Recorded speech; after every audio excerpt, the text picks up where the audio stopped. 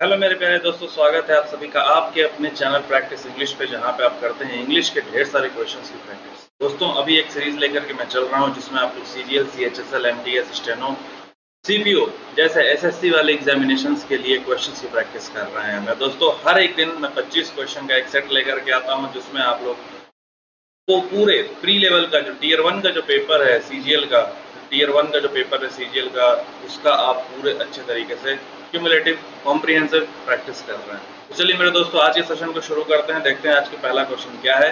अरे भाई साहब, आज का पहला क्वेश्चन एकदम हल्का हलवा क्वेश्चन आ गया। आज पहला हलवा हम लोगों के सामने। देखते हैं क्या कह रहा है कि इनकरेक्टली स्पेल्ड वर्ड ढूंढो। कौन सा ऐसा वर्ड है भाई साहब जिसकी स्पेलिंग जो है सो गलत है। अभी तक आप लोगों को इस क्वेश्चन का आंसर समझ में आ गया होगा, तो जल्दी से बता दीजिए क्या होगा इस क्वेश्चन का आंसर। जी हाँ, बिल्कुल सही कहा आपने मेरे भाई, सिम्टम्स होगा इसका सही जवाब। क्यों होगा सिम्टम्स? क्योंकि सिम्टम्स का स्पेलिंग होता है SYMP, पी लगा होता है, PTOMS, सिम्टम्स, है ना। तो ये इसका क्या हो गया, सही जवाब हो गया। चलिए अगले क्वेश्चन पे चलते हैं। My older brother which you will meet later is a dentist. अच्छा, इसमें एरर क्या है? देखो, सब जब कभी भी हम लोग एरर के क्वेश्चंस को बनाते हैं तो इसके लिए हमने एक स्ट्रेटेजी के बारे में बात की थी। आखिर क्या स्ट्रेटेजी फॉलो करना चाहिए हम लोगों को एरर के क्वेश्चंस को बनाने के समय। तो सबसे पहले एरर के क्वेश्चन को बनाने के लिए आप क्या करेंगे, सेंटेंस के सब्जेक्ट को ऑब्जर्व करेंगे। सेंटेंस के सब्जेक्ट को ऑब्जर्व करने का क्या मतलब है, आपको ये देखना होगा कि सेंटेंस का सब्जेक्ट नाउन है या प्रोनाउन है। इस चीज को ऑब्जर्व करने के बाद क्या करेंगे, आप देखेंगे कि आपका सेंटेंस का सब्जेक्ट जो है वो सिंगुलर है या प्लूरल है। आखिर इतनी चीजों को देखने के बाद करेंगे क्या, अगर नाउन होगा तो नाउन का कॉन्सेप्ट अप्लाई करेंगे, अगर प्रोनाउन होगा तो प्रोनाउन का कॉन्सेप्ट अप्लाई करेंगे। और अगर आपको पता है कि अगर सेंटेंस का सब्जेक्ट सिंगुलर है तो वर्ब सिंगुलर लगेगा, सब्जेक्ट अगर प्लूरल है तो वर्ब प्लूरल लगेगा। ठीक है, तो सब्जेक्ट सिंगुलर है तो फिर इसके साथ क्या होना चाहिए, वर्ब सिंगुलर होना चाहिए। और सब्जेक्ट अगर प्लूरल है तो वर्ब क्या होना चाहिए, वर्ब भी प्लूरल होना चाहिए। पहले तो बेसिक चीज यही है, पहले तो इतना चीज ऑब्जर्व करना है। लेकिन जैसे ही आपने वर्ब की बात करी ना, तो वर्ब की बात करने का मतलब हो गया क्या, टेंस। तो फिर यहाँ पे टेंस के रूल्स भी खुद ब खुद अप्लाई हो जाएंगे। और जब आपने यहाँ पे कहा था कि सब्जेक्ट तुम्हारा नाउन है या प्रोनाउन है, तो फिर नाउन और प्रोनाउन चैप्टर के कॉन्सेप्ट्स को आप अप्लाई करेंगे। यानी कि शुरुआत में सबसे पहले जो बेसिक जहाँ से स्टार्ट करेंगे वो कहाँ से करेंगे, नाउन, प्रोनाउन, वर्ब। वर्ब का मतलब सिंगुलर प्लूरल होना, यानी कि सब्जेक्ट वर्ब अग्रीमेंट, और साथ ही साथ टेंस। इतनी चीजों को अप्लाई करने के बाद आप इसके बाद जंप करेंगे किसके पास, कंजंक्शन के पास। अब कोई कहेगा कि सर कंजंक्शन के पास क्यों जंप कर रहे हो? कंजंक्शन के पास इसलिए जंप कर रहे हैं क्योंकि कंजंक्शन वो पार्ट्स ऑफ स्पीच है जिसके हेल्प से हो सकता है कि आपके सेंटेंस में यूज होने वाले सब्जेक्ट्स कंबाइंड हो, आपके सेंटेंस में यूज होने वाले एडजेक्टिव्स, वर्ब्स कंबाइंड हो। ठीक है, तो पहले सबसे पहले इतनी चीजों को देखना है। इसके बाद क्या देखना है, एडजेक्टिव। इसके बाद क्या देखना है, एडजेक्टिव को देखना है। ठीक है, यानी कि 1, 2, 3, 4 एंड 5। तो ये सीक्वेंस होना चाहिए, ये क्रोनोलॉजिकल ऑर्डर होना चाहिए आपका, जिस सीक्वेंस में आप चीजों को ऑब्जर्व करेंगे एरर को बनाते वक्त। अब आइए इस क्वेश्चन में देखते हैं क्या एरर है। सबसे पहले हमने देखा कि सेंटेंस का सब्जेक्ट, सब्जेक्ट क्या है सेंटेंस का, तो माई ओल्डर ब्रदर, मेरा बड़ा भाई, मेरा बड़ा भाई, which you will meet later is a dentist, जिससे तुम कुछ देर बाद मिलोगे, वो क्या है, एक डेंटिस्ट है। पूरे सेंटेंस में अगर आपसे पूछा जाए कि बताओ बात किसके बारे में हो रही है, तो तुम कहोगे सर मेरे बड़े भाई के बारे में बात हो रही है। अब अगर बड़े भाई के बारे में बात हो रही है, जरा कलम का कलर चेंज कर लें, एक मिनट, ये लीजिए। अगर बड़े भाई के बारे में बात हो रही है तो सीधी सी बात है, आप जब यहाँ पर आगे बढ़ोगे तो आपको दिखेगा विच। आपको क्या दिख रहा है मेरे साथियों, विच दिख रहा है। और विच दिखने का मतलब क्या हुआ, विच तो लिविंग नॉन लिविंग के लिए यूज होता है, बेसिकली नॉन लिविंग के लिए भी यूज करते हैं हम लोग उसको, ज्यादातर सिलेक्शन को डिनोट करने के लिए भी यूज किया जाता है विच का। यहाँ पर आपको पता है कि रिलेटिव प्रोनाउन जो यूज होता है वो अपने पहले वाले वर्ड यानी कि एंटीसीडेंट जो होता है उस एंटीसीडेंट के ऊपर बहुत ज्यादा डिपेंड करता है। ठीक है, तो एंटीसीडेंट यहाँ पे क्या है, ओल्डर ब्रदर। ओल्डर ब्रदर क्या है, ह्यूमन बीइंग। बात उसी के बारे में की जा रही है, यानी कि वो किस फॉर्म में यूज हुआ सेंटेंस में, एज अ सब्जेक्ट। सब्जेक्ट की तरह यूज होता है तो आप क्या यूज कर देंगे, आप कह देंगे कि सर यहाँ पर हो गया ना, क्या हो जाएगा, who. My older brother who you will meet later is a dentist. ऐसी बात है क्या, अच्छा ऐसी बात है। अब आओ देखो, यहाँ पर एक चीज और अप्लाई करना है तुम्हें, कॉन्सेप्ट क्या अप्लाई करना है, यहाँ पर कॉमा लगे हुए हैं। क्या लगा हुआ है? कॉमा लगा हुआ है। इसका मतलब बात क्या हुआ? मेरा बड़ा भाई, यहाँ तक बात रुकी। फिर हुआ कि जिससे तुम बाद में मिलोगे। यहाँ पर सेंटेंस में काम कौन कर रहा है? सेंटेंस में काम कर रहा है ये, यू काम कर रहा है, यू। ठीक है, तो यहाँ पर हु की जगह पे क्या हो जाएगा? होम हो जाएगा। क्यों हो गया होम यहाँ पर? क्योंकि हु सेंटेंस का तुम्हारा सब्जेक्ट है, सॉरी यू तुम्हारा सेंटेंस का यहाँ पर यू सब्जेक्ट का काम कर रहा है। और मिलेगा किससे? जिससे मिलेगा वो भाई है। काम कौन किया? काम तो ये किया, काम तो ये किया। और बात किसके बारे में हुई? जिससे ये मिलेगा उसके बारे में। यू विल मीट लेटर, जिससे तुम मिलोगे। तो सब्जेक्ट ये हुआ, किससे मिलेगा? तो ये ऑब्जेक्ट के फॉर्म में ट्रीट हो गया। ठीक है, यहाँ पर थोड़ा सा इसको समझना जरूरी है मेरे भाई, क्योंकि यहाँ पर मैक्सिमम लोगों को लगेगा कि विच के जगह पे हु लगा दो, क्योंकि माई ओल्डर ब्रदर तो सेंटेंस में सब्जेक्ट का काम कर रहा है। लेकिन जब रिलेटिव प्रोनाउन का यूज किया जाता है ना, तो रिलेटिव प्रोनाउन में हमको ऑब्जर्व करना होता है कि रिलेटिव प्रोनाउन के पहले वाला वर्ड सेंटेंस का सब्जेक्ट का काम कर रहा है, कि रिलेटिव प्रोनाउन के बाद में अगर नाउन या प्रोनाउन में से कुछ दिया हुआ है वो सेंटेंस में सब्जेक्ट का काम कर रहा है। ठीक है, कनेक्शन में सब्जेक्ट का काम कर कौन रहा है एक्चुअली। तो यहाँ पर हमने देखा कि यू, यहाँ पर हमने देखा कि जो यू है ये सेंटेंस में यहाँ पर सब्जेक्ट का काम कर रहा है, और कह रहा है कि तुम जिससे मिलोगे, जिसके बारे में जिससे मिलोगे, काम कौन कर रहा है? यू काम कर रहा है। क्या काम कर रहा है? मिलने का काम कर रहा है। उसका इम्पैक्ट किसके ऊपर पड़ रहा है? मेरे बड़े भाई के ऊपर पड़ रहा है। और मेरे बड़े भाई के ऊपर पड़ रहा है, तब फिर उसके बारे में कहा गया कि इज अ डेंटिस्ट। तो यहाँ पर विच के जगह पर क्या हो जाएगा? सही जवाब विच के जगह पर क्या हो जाएगा? यहाँ पे विच के जगह पर हो जाएगा यहाँ पर। इस बात को याद रखिएगा, सही जवाब क्या हो जाएगा? क्वेश्चन नंबर 2 का ऑप्शन नंबर 2। आइए अगले क्वेश्चन पे चलते हैं। रिलाई, रिलाई का मतलब क्या होता है? विश्वास करना, भरोसा करना, है ना। इसका मतलब क्या होता है? विश्वास करना या फिर भरोसा करना, है ना। विश्वास करना, भरोसा करना, जिसपे तुम डिपेंड कर सकते हो, भरोसा कर सकते हो जिसपे। तो क्या हो जाएगा इसका सही जवाब? मूव होगा, डिस्ट्रस्ट होगा, एवेट होगा या डिपेंड होगा? बताइए। डिपेंड का मतलब तो निर्भर करना होता है, अवेट का मतलब इंतजार करने के सेंस में, डिस्ट्रस्ट मतलब भरोसा ना करने के सेंस में, और मूव का मतलब चाल भी होता है और मूव का मतलब चलना भी होता है। ठीक है, तो क्या हो जाएगा इसका सही जवाब? डिस्ट्रस्ट हो जाएगा, यानी कि विश्वास ना करना। ठीक है, चलिए अगले क्वेश्चन पे चलते हैं। To take after, to take after का मतलब क्या होता है? लुक आफ्टर का तो मतलब होता है देखभाल करना, लेकिन टेक आफ्टर का मतलब क्या होता है? टेक आफ्टर का मतलब होता है कि अपीयरेंस में, दिखावे में, दिखावा नहीं कहेंगे हम, दिखावट में कहेंगे, मतलब दिखने में एक जैसा होना। टेक आफ्टर का मतलब क्या हो गया? दिखने में एक जैसा होना, यानी कि to be similar in appearance. Appearance में क्या होना? एक जैसा होना, एक जैसा होना। एक जैसा होना किस चीज में मेरे भाई? तो दिखने में, दिखने में एक जैसा होना। इसको क्या कहेंगे हम लोग? To take after. ठीक है, चलो अगले क्वेश्चन पे चलते हैं। यहाँ पे हमको वॉइस चेंज करना है। अब देखो यहाँ पहले लिख दिया गया है कि चेंज इनटू एक्टिव वॉइस, लेकिन अगर नहीं लिखा होता तब क्या करते? ये चीजें हमने आपको 1000 बार बताई हैं। पिछले प्रैक्टिस सेशंस को अगर आप लोगों ने देखा होगा तो उसमें भी बताया है मैंने। आज फिर से बताऊंगा आपको कि अगर तुम्हारे पास मॉडल वर्ब आया है, कौन सा वर्ब आया है? मॉडल वर्ब आया है, तो तुमको पता है कि इसके बाद क्या यूज होता है? वर्ब का फर्स्ट फॉर्म यूज होता है। अगर मॉडल वर्ब के बाद, अगर तुम्हारे मॉडल वर्ब के बाद बी का यूज किया गया है, और उस बी के बाद अगर वर्ब की थर्ड फॉर्म अगर यूज की गई है, तो मेरे साथियों याद रखना कि ये कौन सा फॉर्म हो गया? पैसिव फॉर्म हो गया। ठीक है, तो यहाँ देख रहे हैं हम, लिखा है क्या है? कैन, मॉडल वर्ब है। इसके बाद क्या लगा है? बी। बी के बाद क्या लगा? Overcome, overcome, overcame, overcome. V3 भी क्या है? ओवरकम है। V1 तो ओवरकम है ही है।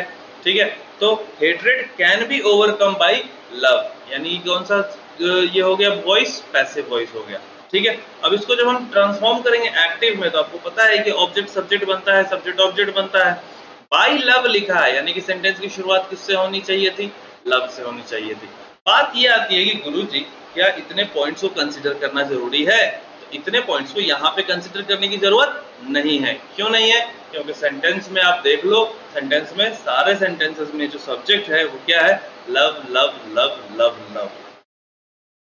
ठीक है, जब लव है ही सारी जगहों पे तो फिर इतना ऑब्जर्व करने की जरूरत नहीं है, सीधा हम चलेंगे लव को लेकर के सब्जेक्ट और उसके बाद आगे बढ़ेंगे। यहाँ पे मॉडल वर्ब आया है क्या, हेल्पिंग वर्ब काम कर रहा है मॉडल वर्ब। आपको पता है कि मॉडल वर्ब तो एज इट इज रहता है, ठीक है, वो तो चेंज होता नहीं है। तो कैन में ही रहेगा, तो हैज वाला और इज वाला ऑप्शन जो है सो कैंसिल हो जाएगा। बच गया कौन, कैन यहाँ पर और कैन यहाँ पर, यानी कि 1 और 4। आपको पता है कि मॉडल वर्ब के साथ कौन सा मेन वर्ब यूज होता है, V1 यूज होता है। यहाँ पे क्या यूज हुआ है, V3 यूज हुआ है, V2 यूज हुआ है, माफ कीजिएगा, V2 यूज हुआ है।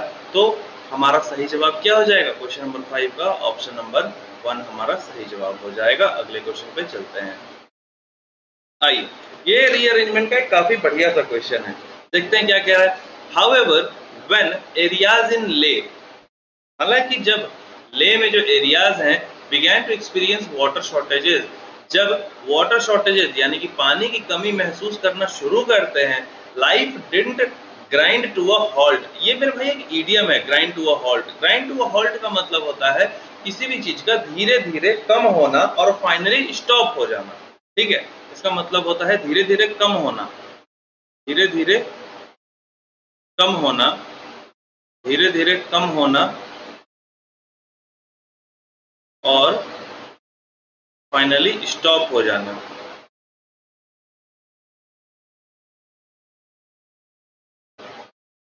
ठीक है, इसका मतलब क्या हुआ, धीरे धीरे चीजों का कम होना और लास्ट में जाकर के वो चीज स्टॉप हो जाएगा। तो कह रहा है life did not grind to a halt, मतलब ऐसा नहीं है कि अगर पानी की कमी हो रही है तो जीवन, जो जीवन है, जो लाइफ है लोगों का, वो धीरे धीरे कम हो रहा है और फाइनली हॉल्ट पे चला जा रहा है। यानी कि धीरे धीरे कम होकर हॉल्ट पे जाने का मतलब क्या हुआ कि जीवन धीरे धीरे कम हो रहा है और फाइनली खत्म हो जा रहा है, यानी कि लोग मर जा रहे हैं। ऐसा नहीं है, ठीक है। चलिए, पहला वाला स्टेटमेंट तो पहला होगा नहीं, क्यों, क्योंकि यहाँ पे हाउएवर जैसे वर्ड का यूज किया गया है। तो हाउएवर जैसे वर्ड का जब यूज कर दिया गया तो ये तो कनेक्टर वर्ड है, कनेक्टिंग वर्ड है, ठीक है। हालांकि इसका मतलब होता है, तो पहला सेंटेंस तो हालांकि से थोड़ी शुरू होगा, पहले कोई आपको एडेड इंफॉर्मेशन दिया जाएगा, उसके बाद कहा जाएगा हालांकि, है ना। तो ए से पहला स्टेटमेंट आपको शुरू नहीं होगा। अगले स्टेटमेंट पे चलते हैं। कह रहा है Ladakh is a cold desert with a low average annual rainfall. कह रहा है कि लद्दाख एक कोल्ड डेजर्ट है, शीत क्या कहते हैं डेजर्ट को, मरुस्थल, शीत मरुस्थल है, कोल्ड डेजर्ट है, ठंडी मरुस्थल है लद्दाख, जहां पर एनुअल रेनफॉल जो है सो उसका जो एवरेज है वो क्या है, नीचा है। एनुअल रेनफॉल वहां का एवरेज नीचा है, यानी कम बारिश होती है वहां पे। ये पहला सेंटेंस हो सकता है। ऑप्शन में भी है हमारे पास बी, ठीक है। एक देखते हैं 10 glaciers have been the main source of water for the people. इसलिए 10 मतलब क्या, ये रिजल्ट को डिनोट करने वाला स्टेटमेंट है हमारा 10, है ना। तो इसलिए ग्लेशियर जो है वो पानी का, लोगों के लिए पानी का मुख्य स्रोत है, मेन स्रोत है, ठीक है। ये कह रहा है कौन, सेंटेंस नंबर सी। कह रहा है नेक्स्ट डी नंबर सेंटेंस कि दिस वाज बिकॉज, ऐसा इसलिए हुआ क्योंकि Chewang Norphel, a retired civil engineer, came up with the idea of artificial glaciers. ऐसा इसलिए हुआ चिवांग नॉर्फल नाम के जो एक इंसान थे, जो क्या थे, एक रिटायर्ड सिविल इंजीनियर थे, वो आए, प्रस्तुत किए, क्या प्रस्तुत किए, आर्टिफिशियल ग्लेशियर्स का एक आइडिया, आर्टिफिशियल ग्लेशियर्स का आइडिया लेकर के वो आए। चलिए अरेंजमेंट शुरू करते हैं। सबसे पहले क्या होना चाहिए, सबसे पहले होना चाहिए बी। बी क्यों होना चाहिए, क्योंकि यहाँ पर एक ऐसा वर्ड यूज किया गया है जिसके ऊपर सारे सेंटेंसेस गोल गोल गोल गोल घूम रहे हैं। जैसे यहाँ पे एक वर्ड यूज किया गया लद्दाख, अब लद्दाख बी में है, सी में भी लद्दाख के बारे में बात कर रहा है कि वहां के लोगों के लिए मेन सोर्स ऑफ वाटर क्या है। डी नंबर सेंटेंस में फिर से बात हो रही है भाई, वो तो मेन सोर्स ऑफ वाटर से ही रिलेटेड है, ठीक है, क्योंकि सी में भी ग्लेशियर है, डी में भी ग्लेशियर है। आते हैं ए नंबर स्टेटमेंट पे, यहाँ पर क्या लिखा है, ले लिखा है, और यहाँ पे पानी की कमी के बारे में बात हो रही है। तो पानी की कमी हुई कैसे, एनुअल रेनफॉल का एवरेज लो होने की वजह से। तो सेंटेंस शुरू कहाँ से होगा, बी से शुरू होगा, क्योंकि यहाँ पे कह रहा है कि ये कोल्ड डेजर्ट है जहाँ पर लो एवरेज एनुअल रेनफॉल है, जहाँ का एवरेज रेनफॉल का जो है उसका एवरेज काफी कम है, ठीक है। तो बी से शुरू करेंगे, बी से जैसे ही शुरू करेंगे तो ऑप्शन नंबर 3 और 1 जो है सो कैंसिल हो जाएगा।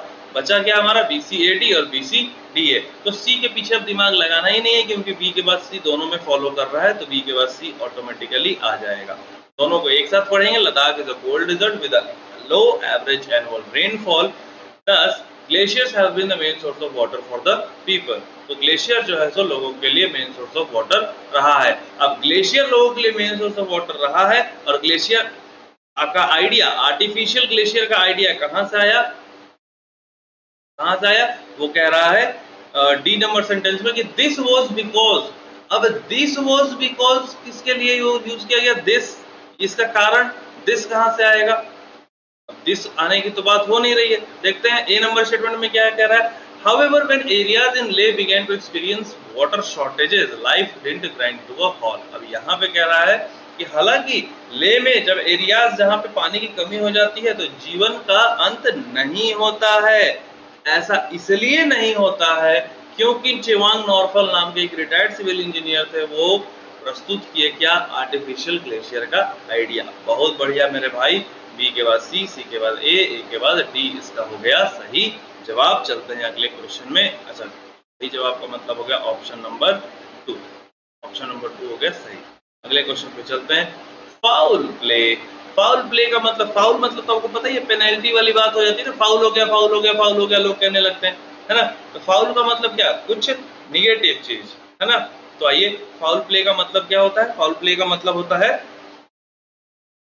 निगेटिव चीज बोल रहे थे हम, पेनल्टी वाली बात कर रहे थे। तो फाउल कब लगता है? अनफेयर या डिसऑनेस्ट बिहेवियर जब होता है। तो फुटबॉल खेल रहे हैं, फुटबॉल खेलते खेलते भैया को लंगड़ी लगा दिए, तो भैया को लंगड़ी लगा दिए तो क्या हो गया? वही तो फाउल हो गया, ठीक है। तो अनफेयर प्रैक्टिस ही तो है वो, लंगड़ी लगा लगा के थोड़ी कोई जीतेगा मैच।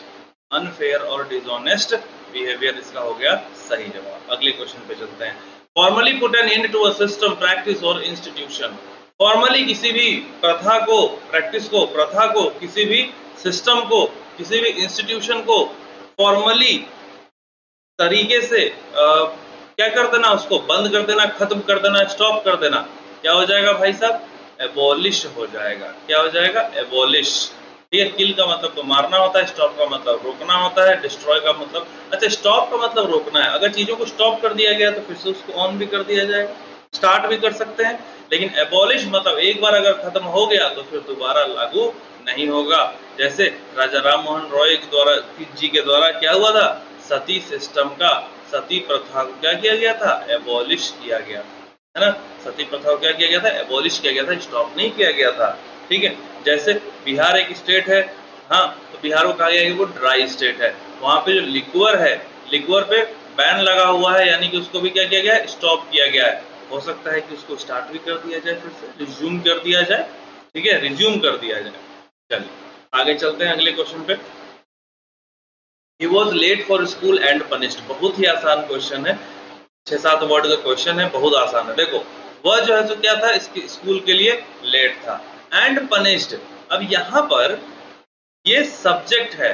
अब ही के साथ ही पनिश्ड तो होगा नहीं, उसको पनिशमेंट दिया गया। कंपाउंड सेंटेंस है। कंपाउंड सेंटेंस में वर्ब्स अगर अलग अलग फॉर्म में हैं तो फिर हमको वहां पे क्या करना होगा? उनको अलग अलग ऑक्सिलियरी देना होगा।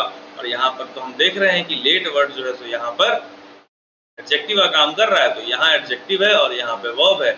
ऑटोमेटिकली यहाँ पर हमको दोनों तरफ अलग अलग ऑक्सिलियरी वर्ब देना होगा। तो हम क्या कहेंगे? He was late for school and he was punished. वैसे आपको बता दें कि लेट वर्ड जो है तो एडजेक्टिव और एडवर्ब दोनों का काम करता है, ठीक है। कंफ्यूज नहीं होना है इसमें मेरे भाई, एडजेक्टिव और एडवर्ब दोनों का काम करता है। जैसे ही वॉज लेट में ये क्या हो गया? एडजेक्टिव हो गया, ठीक है। और उसके बाद अगर हमने ये कहा होता कि he worked late at night, worked late at night, रात में उसने देर तक काम की, तो ये लेट किसके लिए आ गया? ये लेट आ गया वर्कड के लिए। तो फिर ये यहाँ पे क्या हो जाएगा? एडवर्ब हो जाएगा, ठीक है। तो दोनों बातें हैं, लेट एडजेक्टिव एडवर्ब दोनों भी तरह काम करता है। यहाँ पे वॉज यूज किया एक तरफ एडजेक्टिव के लिए और दूसरी तरफ वर्ब था, तो उस वर्ब को हमको दूसरा हेल्पिंग वर्ब देने की जरूरत थी, क्योंकि सेंटेंस कैसा था? कंपाउंड। कैसे पता चला कंपाउंड? क्योंकि कंपाउंड सेंटेंस में फैनबॉयज का यूज किया जाता है। फैनबॉयज में एफ का मतलब फॉर है, ए का मतलब एंड है, एन का मतलब नॉर है, बी का मतलब बट है, ओ का मतलब और है, वाई का मतलब येट है, एस का मतलब सो है। और ये सारे के सारे क्या है? ये सारे के सारे हैं कोऑर्डिनेटिंग कंजंक्शंस। क्या है ये सारे के सारे? कोऑर्डिनेटिंग कंजंक्शंस, ठीक है। तो कोऑर्डिनेटिंग कंजंक्शंस कंटेनिंग सेंटेंसेस जो हैं वो कंपाउंड हो जाते हैं, इस बात को आप याद रखें। ठीक है, चलिए अगले क्वेश्चन पे चलते हैं। अगला क्वेश्चन ये रहा हमारे पास, she hardly works on weekends dash question mark. Sentence शुरुआत से इंटरोगेटिव नहीं था, शुरुआत से सेंटेंस असर्टिव था और लास्ट में आ गया क्वेश्चन मार्क। दैट मीन्स कि अब यूज होगा क्या, question tag. Question tag use होगा। देखो मेरे भाई याद रखना एक बात कि हार्डली जो है एक ऐसा शब्द है जो सब्जेक्ट के बाद लगता है, ये क्या हो जाता है, निगेटिव वर्ड है। ठीक है, ये कैसा वर्ड है, ये निगेटिव वर्ड है। अब ये निगेटिव वर्ड है तो क्वेश्चन टैग कैसा होना चाहिए, अफर्मेटिव होना चाहिए। ठीक है, तो अगर ये निगेटिव वर्ड है, देखते हैं इसके बाद क्या लगा है, V5 लगा है, यानी कि सिंपल प्रेजेंट का निगेटिव, सिंपल प्रेजेंट का में निगेटिव वर्ड का यूज कर दिया गया। ठीक है, तो क्या यूज करेंगे, सिंपल प्रेजेंट का निगेटिव करने के लिए क्या करेंगे हम, she does not work hard, यही बोलते हैं ना, she does not work on weekends, ऐसे बोलते हैं हम, हाँ या ना। हार्डली वर्क्स ऑन वीकेंड्स का मतलब क्या हो गया कि मुश्किल से ही वीकेंड पे काम करती है, यानी कि ना के बराबर वीकेंड पे काम करती है, मुश्किल से, शायद ही कभी वीकेंड पे काम करती है, हार्डली एवर, शायद ही कभी। ठीक है, हार्डली वर्क्स ऑन वीकेंड्स, मुश्किल से, शायद ही काम करती है वीकेंड्स पे, मतलब हमको पता ही नहीं है कि वो कब काम किए, याद ही नहीं है कि हमको कब काम किए वो। ठीक है, तो ये क्या हो गया, निगेटिविटी को डिनोट कर रहा है। तो आपका जो क्वेश्चन टैग होगा वो कैसा होगा, अफर्मेटिव। अफर्मेटिव में पहली बात तो इजंट और डजंट दोनों कैंसल आउट हो गया, तो इज शी यूज करेंगे, नहीं करेंगे। क्यों, क्योंकि अगर ये निगेटिव सिंपल तरीके से बनता तो यहाँ पे डज नॉट लगता, तो इसको हम कैसे, कौन सा आंसर टिक करेंगे, डज शी को टिक करेंगे। ठीक है, चलिए अगले क्वेश्चन पे चलते हैं। I wish I were listening to my parents. देखो मेरे भाई याद रखो, आई विश के साथ सब प्रेजेंट है। ठीक है, तो क्या सब्जेक्ट प्लस वर लगेगा और इस वर के बाद क्या हो जाएगा, वर के बाद नाउन या एडजेक्टिव आएगा। ठीक है, दूसरी बात, आई विश के बाद सब्जेक्ट प्लस हैड लग सकता है। ठीक है, क्योंकि ये पास्ट को डिनोट करेगा, ये प्रेजेंट को डिनोट करेगा। तो आई विश आई वर लिसनिंग नहीं, आई हैड लिसनड। ठीक है, I wish I had listened to my parents, काश मैं अपने पेरेंट्स की सुना हुआ होता, यानी कि पास्ट के बारे में। अगले क्वेश्चन पे आते हैं, चेंज ऑफ स्पीच। ये तो काफी आसान सा क्वेश्चन है मेरे भाई, तुम देख सकते हो यहाँ पे लिखा है मदर सेड, अब मदर सेड लिखा है और इधर Abhinav slipped while trying to board a bus. अब यहाँ पे अगर यू होता ना मेरे भाई, अगर यहाँ पर यू होता या फिर मम्मी अगर कोई भी बात मुझसे बोली हो, मेरे बारे में अगर कोई बारे में बात बोली होती तो टोल्ड का हम यूज कर सकते थे, लेकिन वैसी बात तो कुछ है नहीं। ठीक है, तो फिर हम इसको क्या करेंगे, टोल्ड का यूज यहाँ पर नहीं करेंगे, मदर सेड ही रखेंगे। टोल्ड का यूज क्यों कर देंगे, देखो एक चीज हमेशा याद रखना कि अगर रिपोर्टिंग क्लॉज में ऑब्जेक्ट हो, क्या हो, अगर ऑब्जेक्ट हो या ऑब्जेक्ट के होने की पॉसिबिलिटी हो, तभी आप जो रिपोर्टिंग वर्ब है उसको चेंज करके टेल, टेल्स या टोल्ड में चेंज करेंगे। ठीक है, तभी आप उसको चेंज करके टेल, टेल्स या टोल्ड में चेंज करेंगे, नहीं तो ऐसे चेंज नहीं करेंगे। तो यहाँ पर तो रिपोर्टिंग ऑब्जेक्ट है नहीं रिपोर्टिंग क्लॉज में, सेट के बाद कहाँ कोई ऑब्जेक्ट है, सेट के बाद तो कोई ऑब्जेक्ट है नहीं। ठीक है, तो यहाँ पर टोल्ड लाने की जरूरत नहीं है, सीधा हम क्या कहेंगे। अच्छा यहाँ पर एक चीज और देखो, सब्जेक्ट के बाद कौन सा वर्ब फॉर्म यूज किया गया है, V2। V2 का मतलब क्या हो गया, सिंपल पास्ट। और तुमको पता है कि नरेशन में सिंपल पास्ट जो है वो चेंज हो जाता है किस में, पास्ट परफेक्ट में। किसमें चेंज होता है, सिंपल पास्ट चेंज होता है पास्ट परफेक्ट में, यानी कि जो तुम्हारा V2 है ये चेंज हो जाता है किसमें, हैड प्लस V3 में चेंज होता है। तो क्या हो जाएगा यहाँ पे, सब्जेक्ट प्लस V2 है, ये तो ऐसा ही गलत हो गया। Said that Aman slipped, Abhinav slipped while, यहाँ पर भी क्या है, सब्जेक्ट प्लस V2 है, ये भी गलत, सब्जेक्ट प्लस V2 है, ये भी गलत। यहाँ पे क्या है, subject plus had plus V3, ये वाला सही है। तुम्हारा आंसर क्या हो जाएगा, 4 नंबर हो जाएगा। ठीक है, चलिए सिनोनिम पे आते हैं। किस चीज का सिनोनिम चाहिए, डुओ। डुओ का मतलब क्या होता है, बोलते हैं ना कुमार सानू और उनका क्या नाम है, कुमार सानू जी के साथ अलका याग्निक जी, है ना, कुमार सानू और अलका याग्निक की जोड़ी, कुमार सानू अलका याग्निक की जोड़ी क्या है, डुओ है। डुओ यानी क्या हो जाएगा, पेयर। सचेत और परंपरा की जोड़ी, ठीक है, सचेत और परंपरा की जोड़ी क्या है, डुओ है, क्या हो जाएगा यहाँ पे, पेयर हो जाएगा, ठीक।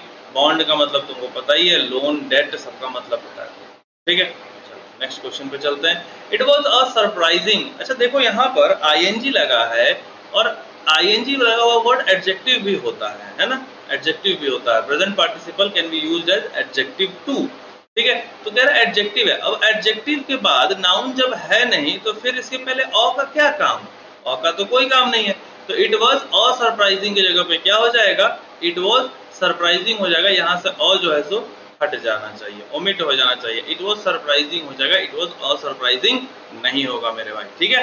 अगले क्वेश्चन पे चलते हैं। The fisheries sector have grown significantly in the last 1 year. देखो मैक्सिमम लोगों को यही लगता होगा ये जो फिशरीज वर्ड है ये गलत है, क्यों, क्योंकि इसके जगह पे सर होना चाहिए फिशरी, बिल्कुल सही लगता है। फिशरी वर्ड अनकाउंटेबल है, ठीक है, फिशरी वर्ड क्या है, अनकाउंटेबल है, ये अनकाउंटेबल तब है जब इसका मतलब होगा, जब इसका मतलब होगा एक्ट ऑफ फिशिंग, का मतलब अनकाउंटेबल तब होगा जब इसका मीनिंग हो जाएगा एक्ट ऑफ फिशिंग। अब एक्ट ऑफ फिशिंग जो है वो तुम्हारा अनकाउंटेबल है, लेकिन अगर यहाँ पे फिशरी का मतलब मैं तुम्हें ये बताऊं, a place where fish are kept, a place where fish are kept, ठीक है, वेयर फिश आर केप्ट, तो जहां पर मछलियां रखी जाती हैं उस जगह को, या फिर जहां पर fishing is done, a place where fishing is done, a place where fishing is done, उसको भी हम क्या कहते हैं, फिशरी कहते हैं। तो ये एक सेक्टर है, ये एक इंडस्ट्री है, ठीक है। इसमें अब इंडस्ट्री बात किसके बारे में हो रही है, फिशरीज और फिशरी के बारे में बात नहीं हो रही है, बात हो रही है सेक्टर के बारे में, ठीक है। और सेक्टर तुम देख रहे हो कि सिंगुलर है, सेक्टर जब सिंगुलर है तो फिर यहाँ पे हैज का क्या काम, यहाँ पर जो हैव ग्रोन लिखा है इस हैव ग्रोन की जगह पे क्या हो जाएगा, हैज हो जाएगा। आई बात समझ में, फिशरीज वर्ड को लेकर कंफ्यूज मत होना, फिशरी अनकाउंटेबल नाउन तब है जब इसका मतलब एक्ट ऑफ फिशिंग है, ये काउंटेबल तब हो जाएगा जब इसका मतलब होगा place where fish are kept, या फिर a place where fishing is done, ठीक है। इस बात को याद रखिएगा। अगले क्वेश्चन पे चलते हैं। My house is more spacious than my sister, क्या क्वेश्चन है भाई, देखो मेरा घर इज मोर स्पेशियस, ज्यादा बड़ा है, ज्यादा जगह है मेरे घर में, देन माई सिस्टर, अरे मेरी बहन से। भाई साहब एक तरफ अगर आपके पास घर है ना, अगर एक तरफ आपके पास घर है तो उस घर की तुलना आप घर से करेंगे, ना कि घर की तुलना किसी इंसान से कर देंगे, है ना मेरी बात भाई। चलिए मेरी बात सही है बिल्कुल, तो हम घर की तुलना किससे कर रहे हैं, यहाँ पर अपनी बहन से कर रहे हैं, जबकि करना किससे है, अपनी बहन के घर से, तो दैन के बाद क्या हो जाएगा, than that of my sister, than that of my sister हो जाएगा। सही जवाब क्या हो जाएगा मेरे भाई, माई सिस्टर की जगह पे हो जाएगा दैट ऑफ माई सिस्टर, ठीक है। नेक्स्ट क्वेश्चन पे आते हैं। डू यू ट्रस्ट मी, क्या तुम मुझ पे भरोसा करते हो। अच्छा एक बात बताओ, अगर इसी सेंटेंस में होता सिर्फ इतना ही होता, you trust me, you trust me अगर होता तो क्या हो जाता, ये इधर आ जाता, आई हो जाता, और बाई यू हो जाता, हाँ या ना। और इधर जो ये ट्रस्ट है, ये ट्रस्ट किस में चेंज हो जाता, ट्रस्टेड में चेंज हो जाता, ठीक है। और यहाँ पे हेल्पिंग वर्ब लग जाता, क्या हो जाता हेल्पिंग वर्ब, आई एम हो जाता, I am trusted by you हो जाता। एम क्यों लगता, क्योंकि ये सिंपल प्रेजेंट में है। कैसे पता चला सर आपको सिंपल प्रेजेंट में है, सब्जेक्ट प्लस V1 के यूज से पता चला कि ये सिंपल प्रेजेंट में है, ठीक है। तो यहाँ पर I am trusted by you हो जाता अगर ये होता यू ट्रस्ट मी तो, लेकिन यहाँ पर सेंटेंस क्या है, इंटरोगेटिव, इंट्रोगेटिव है, तो इसका अगर इंट्रोगेटिव बनाएंगे तो क्या हो जाएगा, एम आई ट्रस्टेड हो जाएगा, एम आई ट्रस्टेड हो जाएगा। सही जवाब क्या हो गया मेरे साथियों, ऑप्शन नंबर 1। बहुत बढ़िया, अगले क्वेश्चन पे चलते हैं। पैरानॉइड, पैरानोआ, पैरानोइड, ये सारे वर्ड्स है। पैरानॉइड, पैरानॉइड का मतलब क्या होता है, ये काफी आसान है। पैरानॉइड का मतलब होता है पागल, हम कह सकते हैं, या पागलपन संबंधी कह सकते हैं, पागलपन संबंधी, पागलपन संबंधी ये भी हम कह सकते हैं, या फिर हम ये कह सकते हैं भाई एक्सट्रीम, एक्सट्रीम फियर या डिस्ट्रस्ट जब किसी इंसान पे हो, को एग्जिबिट करना, एग्जिबिटिंग एक्सट्रीम फियर और ट्रस्ट। एग्जिबिटिंग मतलब दिखाना, क्या दिखाना? अत्यधिक डर या फिर अत्यधिक अविश्वास दिखाना किसी के प्रति, वो क्या हो जाता है? पैरानॉइड हो जाता है। ठीक है, तो एक ऐसा जगह जहां पे एक्सेसिव डर लगे उसको क्या कहेंगे हम? पैरानोआ कहेंगे। ठीक है, चलिए, तो यहाँ पे आंसर क्या हो जाएगा? सिनोनिम चाहिए तो डिस्ट्रस्टफुल हो जाएगा, विश्वास ना होने वाली बात हो जाएगी। ठीक, चलिए नेक्स्ट क्वेश्चन पे चलते हैं। Indifferent to pain and pleasure, ये तो काफी ज्यादा आसान है। Indifferent to pain and pleasure, दर्द या मतलब खुशी या गम से कोई फर्क ना पड़े जिसे, उसको क्या कहते हैं? स्टोइक कहते हैं। क्या कहते हैं? स्टोइक कहते हैं। जिसे खुशी या गम से कोई फर्क नहीं पड़ता है उसको स्टोइक कहते हैं। वैसे साइनिक का मतलब क्या है? साइनिक का मतलब होता है मिसैंथ्रोप। मिसैंथ्रोप यानी कि मानवता से नफरत करने वाला, मानवता से नफरत करने वाला। ठीक है, मानवता से जिसे नफरत हो उसे हम क्या कहेंगे? मिसैंथ्रोप कहेंगे। प्रूडेंट का मतलब क्या होता है? प्रूडेंट का मतलब होता है विवेकी, जो अपने दिमाग का इस्तेमाल करे। लस्टी तुम जानते ही हो, ठीक है, छुछुंदर प्रवृत्ति का जो आदमी होता है, घटिया आदमी, घिनौना आदमी, लस्टी उसको कहेंगे हम। ठीक है, वैसे लस्टी का मतलब ज्यादा चिपकने वाला आदमी भी होता है। हम ये भी कह सकते हैं कि लस्टी आदमी है। लस्टी आदमी मतलब क्या है? सबसे पहली बात, लस्टी एक बहुत ही निगेटिव वर्ड है। ठीक है, चलिए आगे चलते हैं अगले क्वेश्चन पे। क्वेश्चन नंबर 19, आंसर क्या हो गया इसका? आंसर इसका हो गया स्टोइक। क्वेश्चन नंबर 20 पे चलते हैं। एपाल, एपाल का मतलब क्या होता है? वैसे एक वर्ड आपके सामने, आपने ये भी देखा होगा, अपील, देखा होगा। अपील का मतलब क्या होता है? अपील का मतलब होता है गुहार लगाना। ठीक है, अपील का मतलब क्या होता है? गुहार लगाना। एपाल का मतलब क्या होता है? डराना। इसका मतलब क्या होता है? डरा देना, भयभीत करना, डरा देना, भयभीत करना। इसका मतलब हो जाता है डरा देना, भयभीत करना। अलार्म का मतलब तुमको पता ही है क्या होता है। एश्योर का मतलब क्या होता है? आश्वस्त करना, है ना। अगर एक तरफ कोई तुमको डरा रहा है, दूसरी तरफ तुमको कोई आश्वस्त कर रहा है, तो तुम किसके साथ मित्रता करना चाहोगे? वो इंसान के साथ जो तुमको आश्वस्त करेगा। आंसर क्या हो गया? आंसर हो गया 2। क्यों? क्योंकि तुमको चाहिए था एंटोनिम यानी कि विपरीत। एस्टाउंड का मतलब क्या होता है? एस्टाउंड का मतलब अपाल ही होता है, दोनों सिनोनिमस हैं। ठीक है, अगले क्वेश्चन पे चलते हैं। अब आ गया हमारे सामने एक क्लोज टेस्ट। अब क्लोज टेस्ट को हम जरा देख ले जल्दी से। ठीक है, आइए, यहाँ पर क्लोज टेस्ट में बोल रहा है मेरे भाई, an old man lived in the village. एक गरीब इंसान, सॉरी गरीब नहीं, एक बूढ़ा इंसान, एक बूढ़ा इंसान गांव में रहता था। He was one of the dash unfortunate people in the world. वह dash unfortunate people in the world था, यानी कि विश्व में जो अनफॉर्चुनेट पीपल हैं उनमें से एक था। मतलब कैसे unfortunate people? Most unfortunate people, utmost unfortunate people, maximum unfortunate people या मेन अनफॉर्चुनेट पीपल। तो मेन अनफॉर्चुनेट पीपल तो नहीं होता है। अटमोस्ट अनफॉर्चुनेट पीपल का, अटमोस्ट का मतलब क्या हो गया? सर्वाधिक, सबसे अधिक, सबसे अधिक, सबसे आगे वाला, अधिकतम, मैक्सिमम। तो अटमोस्ट और मैक्सिमम दोनों तो एक ही बात हो गई। तो क्या हो जाएगा यहाँ पे आंसर? आंसर हो जाएगा 3 number. He was one of the most unfortunate people. ठीक है, सबसे ज्यादा, देखो सबसे ज्यादा और मैक्सिमम दोनों में डिफरेंस है। मैक्सिमम का मतलब क्या हो गया? ज्यादा से ज्यादा, और मोस्ट का मतलब सबसे ज्यादा। ठीक है, तो most unfortunate people in the world, the whole village was tired dash him. मेरे भाई टायर्ड के साथ ऑफ लगता है। अच्छा, ऑप्शन में भी प्रीपोजिशन ही फिल करना है, तो क्या हो जाएगा? Tired of him. ठीक है, he was always gloomy। gloomy का मतलब क्या होता है? gloomy का मतलब होता है उदास। gloomy का मतलब क्या होता है? उदास। he was always gloomy।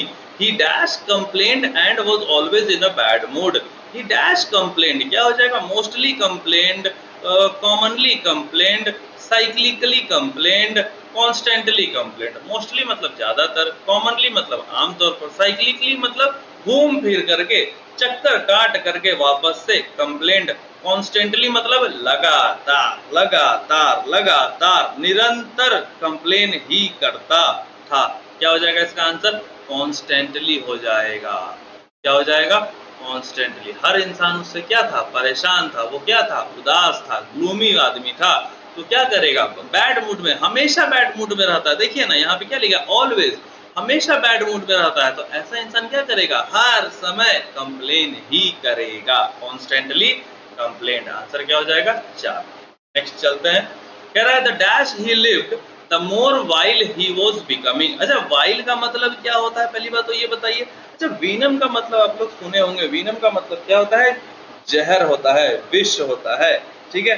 तो वाइल का मतलब क्या होगा यहाँ पे, वाइल का मतलब होता है वैसे तो वाइल का मतलब नीच होता है, वैसे लिटरली अगर देखा जाए तो वाइल का मतलब नीच होता है, लेकिन यहाँ पर क्या होता है कि इसका मतलब हम बेकार से समझ लेंगे। क्या समझ लेंगे, बेकार से समझ लेंगे, घटिया से समझ सकते हैं। बेकार समझ लीजिए आप, घटिया समझ लीजिए, ठीक है, फालतू समझ लीजिए, इस तरह की चीजों को आप समझ सकते हैं। The dash he lived the more while he was becoming. अब देखो यहाँ पे ब्लैंक है और ब्लैंक के बाद सब्जेक्ट वर्ब और यहाँ पे है कंपैरेटिव डिग्री एडजेक्टिव, ठीक है।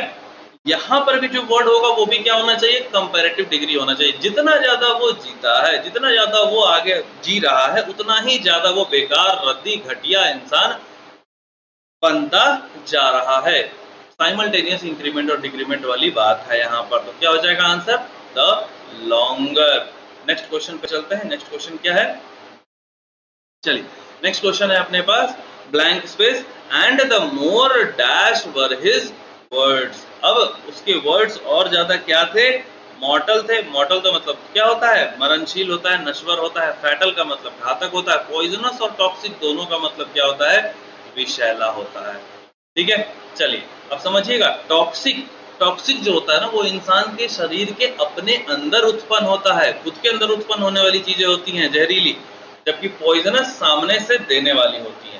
तो the more dash were his words, अब उसके शब्द जो थे वो क्या थे, हमारे लिए उसके शब्द क्या होंगे, टॉक्सिक होंगे। भैया अगर उसके शब्द है तो वो मेरे अंदर ऑटोमेटिकली थोड़ी आएगा, वो तो उसके अंदर आएगा ऑटोमेटिकली और वो हमको देगा, है ना। तो जब कोई दूसरा वाला जहर देगा हमको तो वो क्या हो जाएगा, पॉइजनस हो जाएगा, ठीक है।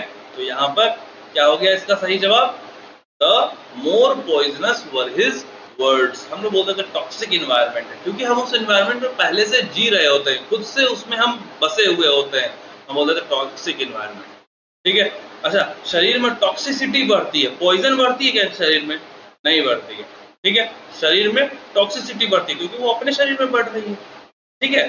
तो अपने के सेंस में जब हो तो टॉक्सिक, सामने से अगर कोई दे तो टॉक्सिन, क्या पॉइजन दिया जाता है, तो क्या कहते हैं हम लोग, पॉइजन, सामने से मिलने वाली चीज, क्या हो जाएगा यहाँ पे, पॉइजनस। इसका सही जवाब हो जाएगा 25 का 3 हो जाएगा।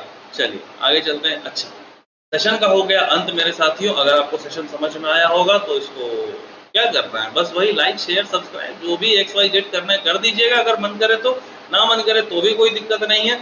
बस पढ़ते रहिए, प्रैक्टिस करते रहिए, वो इम्पोर्टेंट है। लाइक शेयर तो बात की चीज है, इम्पोर्टेंट है आपका प्रैक्टिस करना, ठीक है। चलिए मिलते हैं अपने अगले सेशन में, तब तक के लिए ta-ta bye bye, take care, ख्याल रखिए अपना और प्रैक्टिस करते रहिए।